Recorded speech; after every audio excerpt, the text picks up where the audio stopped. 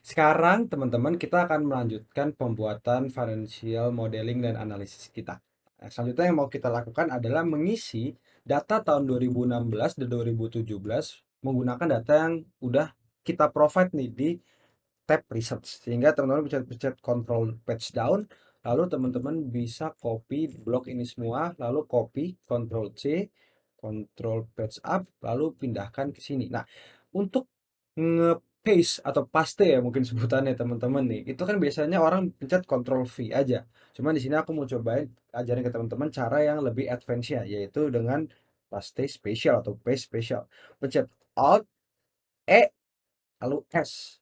Nah, di sini teman-teman bisa lihat banyak banget sebenarnya pilihan dalam kita mem-paste sebuah data. Kita bisa paste formulanya doang, kita bisa paste value, format, comment, atau bahkan kita bisa melakukan operation dan melakukan transpose. Transpose ini anggapannya datanya ini sekarang vertikal gini.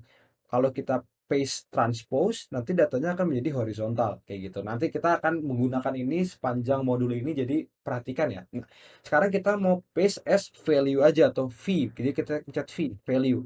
Kita pencet OK. Nah, jadi paste as value ini anggapannya adalah kita mempaste sebuah data itu value-nya doang, angkanya doang, tanpa formattingnya. Kayak anggapannya gini, di tab research ini kan jenis tulisannya Arial Narrow. Tapi saat kita paste, jenis tulisannya jadi Calibri. Karena memang di data ini kita itu cuman paste as value.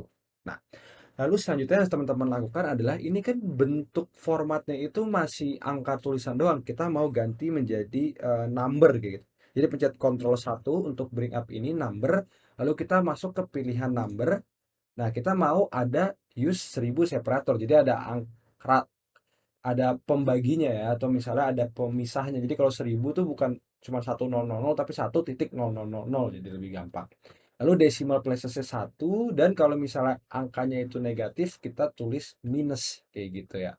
Jadi kita pencet OK.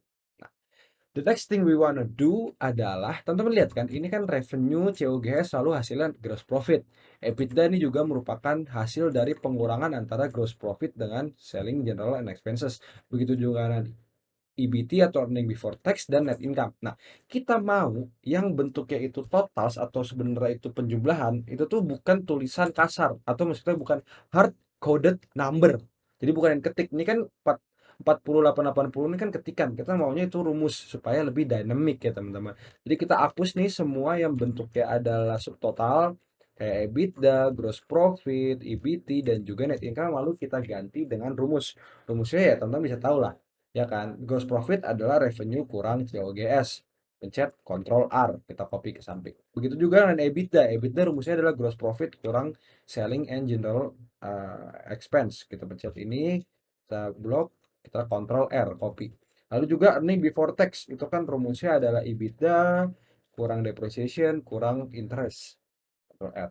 Lalu kita sampai ke net income, rumusnya adalah EBT dikurang sama taxes. Jadi kita dapat net income. Hasilnya sama kayak tadi, cuman ini lebih dynamic. Gunanya adalah supaya kita bisa copy nanti ke kanan dan bentuknya langsung rumus tanpa harus ketik-ketik lagi. Jadi selama bisa dibikin rumus, jadikanlah rumus. Nah, next step-nya kita bahas di video berikutnya ya.